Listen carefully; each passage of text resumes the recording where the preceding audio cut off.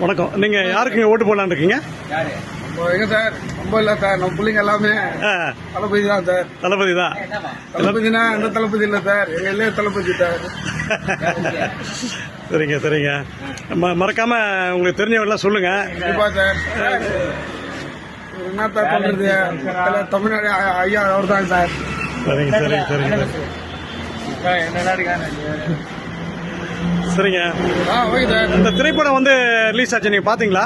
இது ஓட்டி இதுல போட்டாங்களே, பாக்கல. நிறைய படம் நம்ம தேட்டர் தான். தளபதி படம் வந்து தளபதி படம் கிடையாது, எந்த படமும் இல்ல.